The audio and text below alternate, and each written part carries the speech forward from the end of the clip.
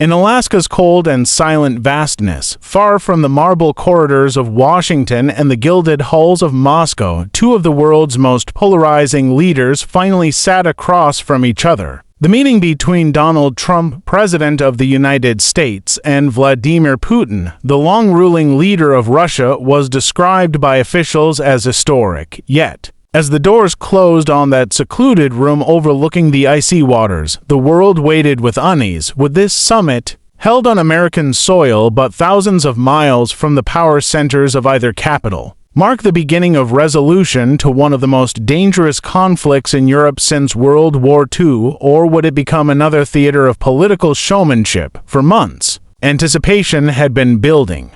Ever since Trump returned to the White House, questions swirled about how he would approach Russia's war in Ukraine. His campaign rhetoric, which oscillated between promises of swift peace and veiled admiration for Putin's strength, had left both allies and adversaries on edge.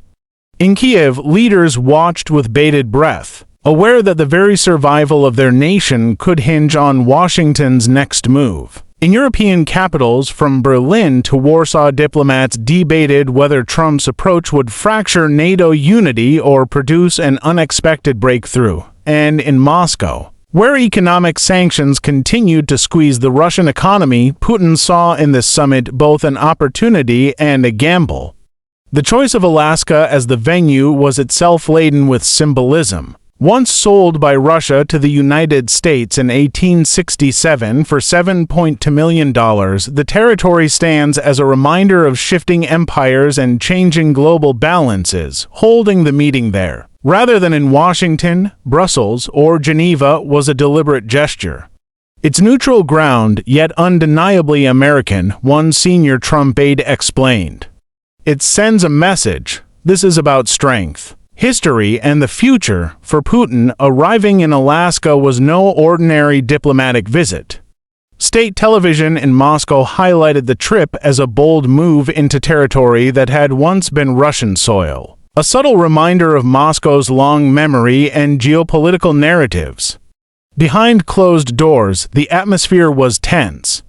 According to multiple officials briefed after the fact, the discussions centered on three pressing issues: Ukraine's sovereignty, the future of NATO, and sanctions crippling the Russian economy. Trump reportedly pushed for what he termed an immediate pathway to peace, suggesting a freeze of the conflict lines and a suspension of Western military aid. Putin, in turn, demanded recognition of territories already under Russian control and a gradual lifting of sanctions. The two men sparred verbally, but observers noted that both also sought to project an image of strength to their domestic audiences. When the summit ended, the official statements were carefully worded. Trump called it a very good meeting and said progress had been made. Putin described it as productive, emphasizing that dialogue was better than escalation. Yet, neither side announced a breakthrough. Ukraine was not mentioned directly in the final communiqué, a silence that spoke louder than words. For Kyiv, this omission was alarming. Ukrainian officials quickly issued a statement reminding the world that any negotiations conducted without Ukraine's participation cannot decide Ukraine's fate. The anxiety was palpable. Had Ukraine's allies begun to speak about peace without them? Global reaction was swift. In Brussels, NATO leaders emphasized that the alliance remained united and committed to defending Ukraine's sovereignty. In Berlin, Chancellor Annalena Baerbock warned that any agreement ignoring Kyiv's position would not be durable peace, but merely a pause for further aggression. Meanwhile, markets reacted nervously. Energy prices dipped briefly on speculation of a potential easing of tensions, but quickly rebounded as the lack of concrete results became clear. Analysts noted that uncertainty itself had become the defining characteristic of global politics in the Trump-Putin era. For many Americans, the image of Trump welcoming Putin on U.S. soil was jarring. Critics pointed to the investigation-filled history of Trump's previous presidency when questions about Russian interference in the 2016 election dominated headlines. Democrats in Congress expressed outrage, accusing Trump of once again cozying up to an adversary at the expense of allies. Republicans, however, were divided. Some praised the president's willingness to engage directly with Putin, framing it as a display of strength. Others worried that any concessions could embolden Russia and weaken America's standing abroad.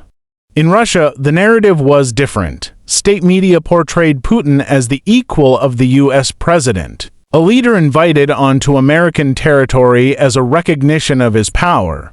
Commentators emphasized that even in the midst of war and sanctions, Russia could not be isolated. They need us at the table. One anchor declared, reinforcing the Kremlin's message that Moscow remains indispensable to global security.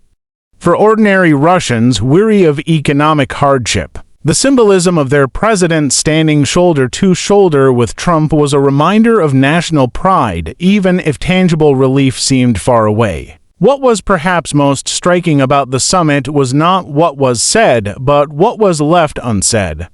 There was no clear roadmap for ending the war in Ukraine, no concrete agreements on sanctions relief, no commitments on nuclear arms control, cyber warfare, or the destabilizing conflicts in other regions. Instead, what emerged was a performance of diplomacy, a stage on which both leaders could project strength while leaving the world guessing about the future. Some analysts likened it to the Cold War summits of the 1980s, dramatic, symbolic, but ultimately inconclusive. Still, the meeting in Alaska cannot be dismissed as irrelevant. It demonstrated, once again, that the fates of nations can hinge on the personal dynamics of powerful men. Trump and Putin, with their larger-than-life personas and flair for spectacle, turned a remote outpost into the center of the geopolitical universe, if only for a day. Whether history will judge the encounter as a missed opportunity, a dangerous flirtation, or the first step toward peace remains to be seen. For now, the people of Ukraine continue to endure bombardments, Europe braces for energy insecurity, and the world watches anxiously for the next chapter.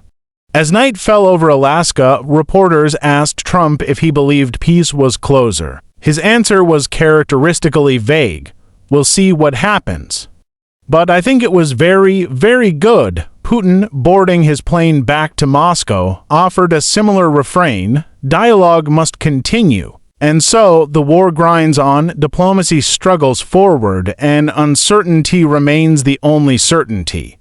The Alaska summit, like the icy waters surrounding it, reflects both clarity and obscurity, an event where two leaders met, where history was evoked, but where the future remained unresolved.